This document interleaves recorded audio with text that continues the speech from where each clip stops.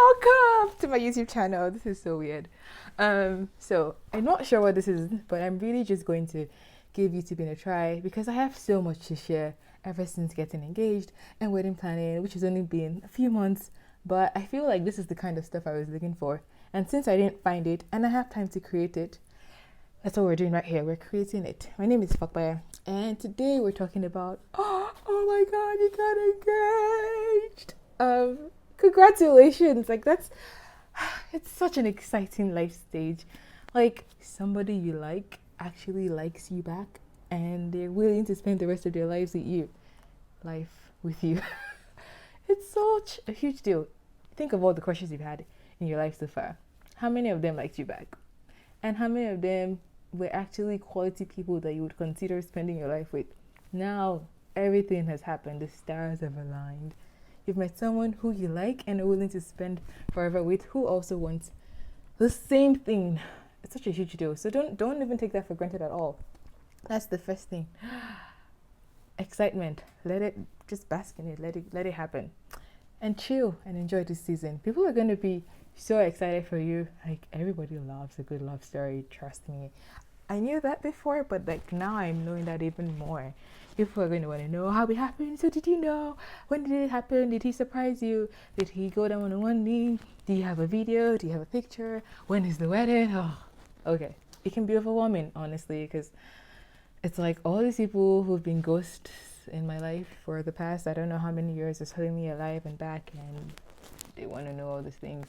They're asking all them questions. Can be overwhelming, but most people are just happy to share in the excitement of the life season that it is. So don't think of it as a weird thing. If you can, try to enjoy it. If you can't, take a deep breath and remember that Papa said they're just happy for you. It's a good thing when people are happy for you. I love what the sun is doing to my eyebrows, but focus. So that's the first thing. OMG, chill and enjoy. I have a book where I wrote things so I don't ramble. I'm going to try to keep this under 5 minutes. So chill, enjoy. Another thing I would say is to try to have a sample blanket answer. People are going to start asking questions. When is the wedding? Did he do this? Did he do that? Often, how did he propose? And those things, you can get tired when to tell the story over and over again. What I did was I had a video where it was kind of a public proposal. So I think, yeah, someone had a video. So I just showed people once they started asking questions, this is how it happened. And they would ooh and ah and oh over the video. It was fun to watch the expression. I honestly didn't realize people were that excited over weddings. Do you see that picture in the background? That is my amazing fiance. You can't see how stunning he looks from here, but I'll give you a closer view at some point. So yeah, and a sample answer for people. Hi guys, we got cut off because this guy called. This guy. Yeah, but we're back.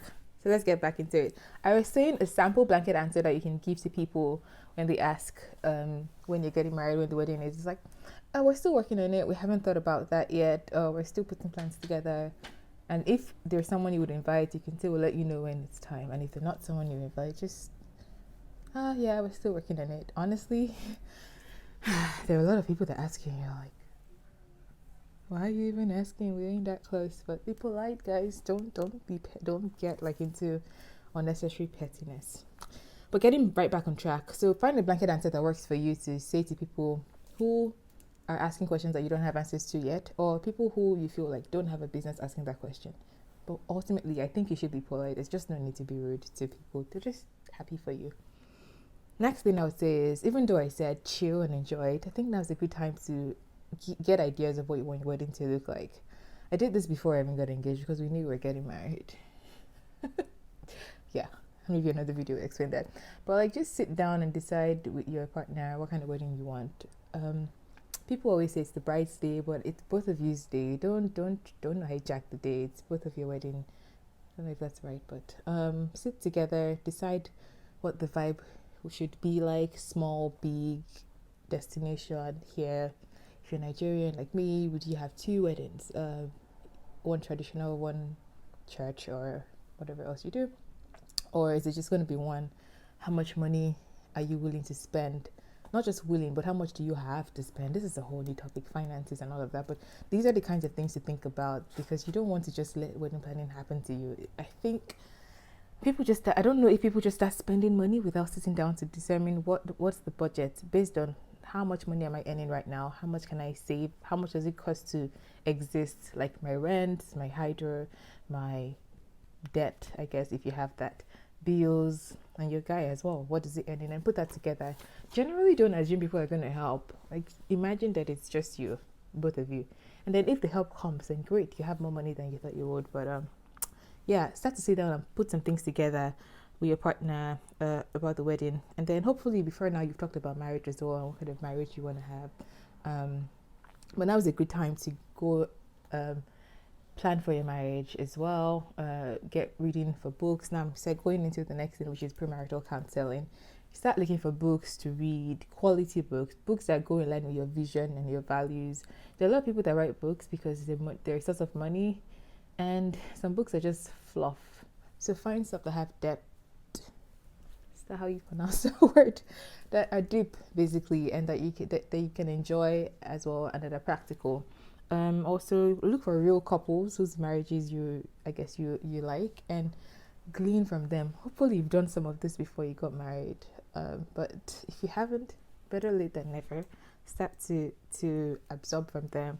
And I think you should also consider structured marriage counseling, premarital counseling. It doesn't mean you have problems, it just means you are being proactive. You don't want to wait till something crazy happens before you now start to get knowledge.